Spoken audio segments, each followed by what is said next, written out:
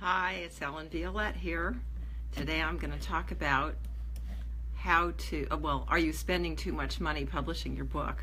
It is really hot here, so I'm feeling a little, trying to get cool. But anyway, if I look a little wilted today, that's the reason.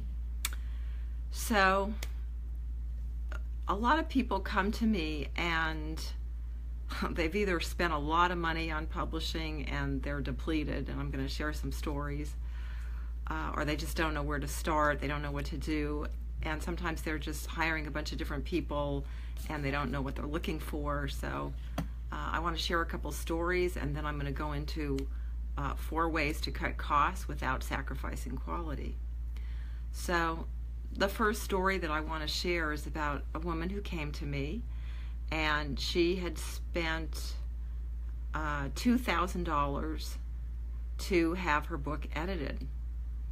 And it was one of these, publishing places that I really tell people to stay away from, because they're not real publishers, and you really need to do your due diligence to find out who you're dealing with. But what they did was they told her that it needed some changes after they had already, oh hi Charles, after they had already taken $2,000 to edit the book, and then they tell her it needs changes, and then they tell her it needs to be re-edited, and then by the time she was done, she ended up spending $7,000 to have her book edited. Now, to me, that's absolutely insane, okay? And then the second story was somebody who came to me, and she had spent $20,000 to get her book published, and that was before marketing or anything. And she was in tears because she had spent all that money. She felt she didn't have anything left to spend to work with me or to do marketing, and she hadn't made a nickel.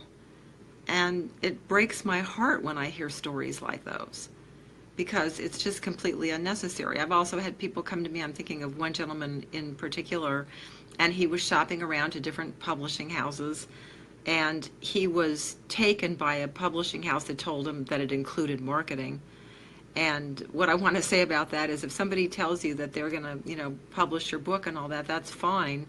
And what they do, though, is sometimes they will, do the whole thing to get it ready for market, but then what they also do is throw in, oh, well, we'll do marketing for you, when they really don't do marketing. Maybe they go to Fiverr and find somebody to put it up on a few sites, or, they do a couple little things, but they don't really do marketing for you. And the way that the industry is now, you need to be out there too. It's very difficult to be successful and hide when it's about authenticity and connecting with your audience. So nobody can really do that for you. But you can definitely outsource and find ways, to get your voice and then have somebody else paste it for you and, save money. But if somebody says they're just doing the marketing for you, you want to make sure that there's a plan and you know what it is, and it's a serious plan, and it's not just a word to get you excited and get you to sign up with them so that they can take your money. So having said that, I'm going to share 4 ways that you can cut costs without sacrificing quality. And this is assuming that you've done the research, the marketing research, before you went to finish it so that you can publish it. And the reason I say that is because sometimes people come to me and they think they have their title and their subtitle, and once we start looking at it and we go into Kindle and we see what are the best keywords and what are the best categories, sometimes it really isn't the best title for what they're trying to accomplish. And what I mean by that is, like, sometimes it just isn't connecting with the audience, sometimes it's boring, and sometimes they're trying to achieve something in particular, like saying, okay, I'm using this title because I want this because of my branding. And what I would say to them is, you can brand your book so that they go with what you're also doing other places, but it doesn't mean you should necessarily give it exactly the same name. If it's not going to help you sell books, what's the point of doing that? To me, there isn't one. So sometimes people make decisions that are not good decisions because of what they think they should be doing, and it's not really right. So if you're not doing the research before, then you can find out later that you made a mistake, and then you have to change it, and then you actually end up spending more money, especially when you start changing book covers and inside formatting and stuff like that. So that's the first thing. Now, the other thing is I want to talk about covers. So, if you're a designer and can do your own covers, great. But if not, and you want a professional cover, and I can tell you, I've used Fiverr and I've used designers of all different kinds. And for me, what I found is that there are semi-custom covers, and there are custom covers that you can get, professionally done ones I'm talking about. And that's where I think you get the most bang for your buck, is really with the semi-custom. And the reason is that because you're not creating art from scratch or anything like that. So when you get into the really high end, you can spend $1,000, $1,200. Oh, hi, Francis. $1,200, in that range, maybe a little less. But you can get, and we offer covers for $250 that are professional, that work very well and make you look good. But if somebody comes to me and they tell me, they show me covers, which just happened to me, where somebody had some covers designed for them, and it was a, perfectly good cover, but he wasn't happy with it. And I said to him, well, if you want something better than this, you're going to have to go full out custom, because you're not going to get any better than this. This looks great, for what it is. So that's one of the things, is go for semi-custom instead of custom. But for a lot of people, going with Fiverr, sometimes it works. I've used them occasionally in the past. I prefer not to for all kinds of reasons, and certainly not with my clients. But one of the things is that I used to be a copy editor and layout person for magazines, so I know about layout and I know what covers should look like.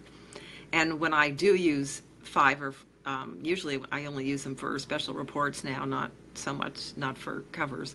But even when I do that, there's always a lot of back and forth, because I still have to work with them to help design it, because they're good at more of the technical stuff, and I found most of them not so great at the design part of it. But semi-custom, better than custom if you're trying to save money. Okay, the next one is only publish in an ebook format instead of a book format and ebook to start.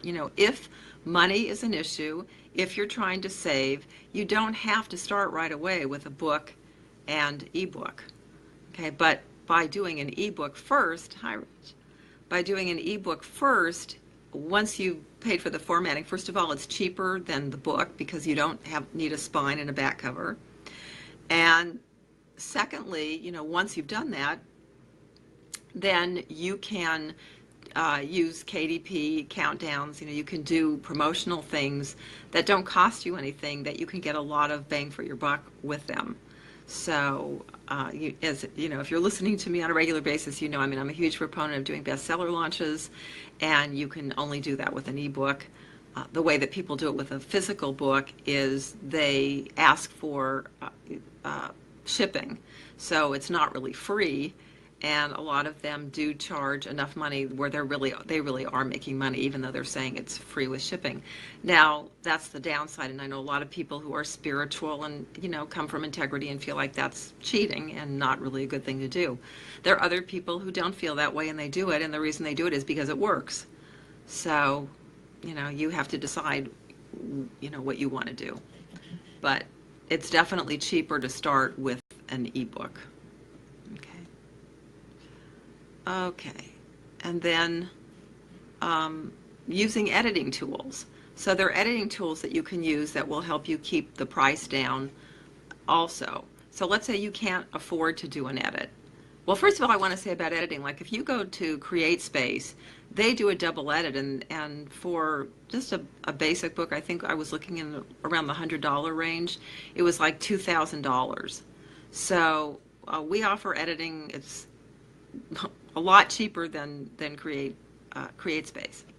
But there are things that you can do like let's say you either can't afford it at all, or you just want to make sure that you catch as many of them as you can, so you don't have to do multiple editing jobs.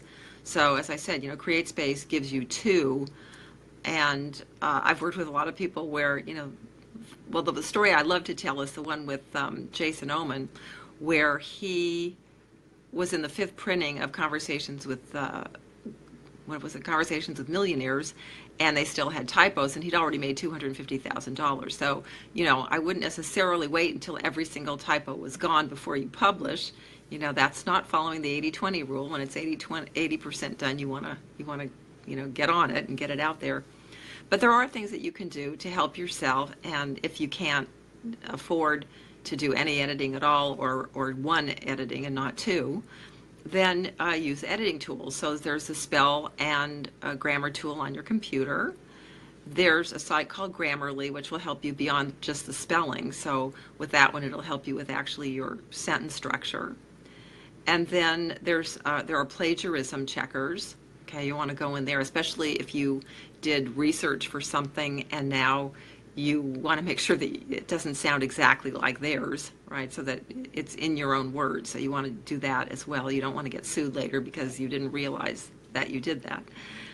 And then once you put it up into KDP or Amazon, whatever you're doing, there's a spell check in there, and it's really good at catching the last minute things that you may have missed. So I highly recommend that you pay attention to what they tell you as well.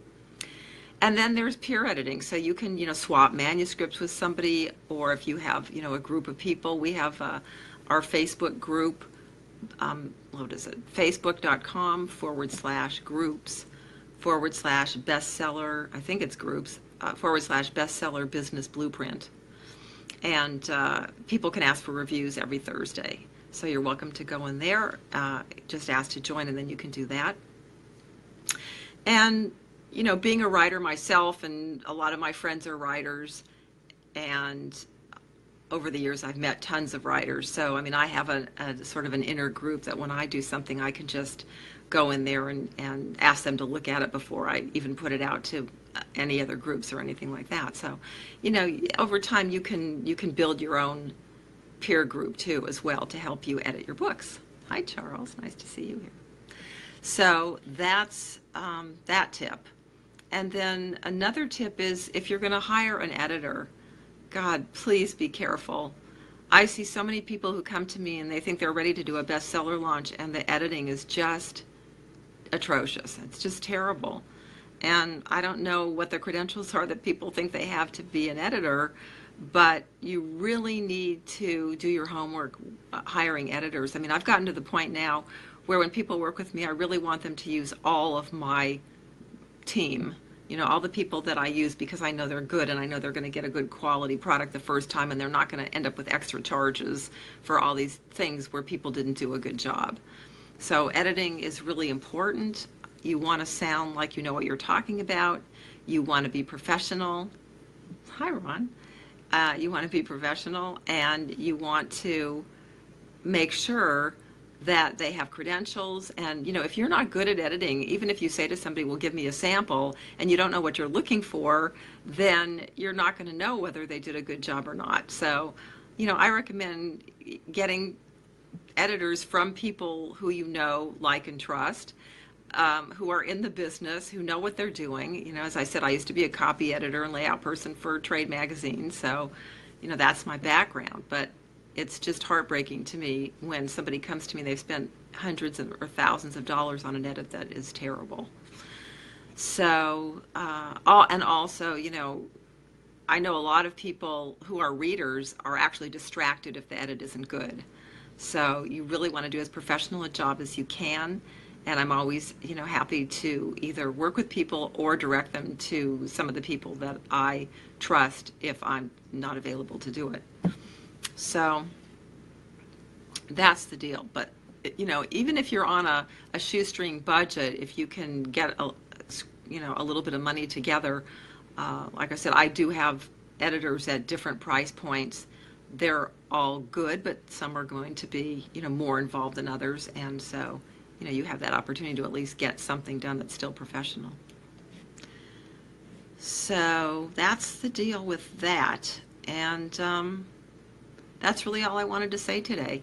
So next time, I think tomorrow I'm just going to talk about, what was I going to do? Something about, I already forgot. Something about, well, I'm not going to say because I can't remember. But anyway, that's it for today, and I'll see you tomorrow.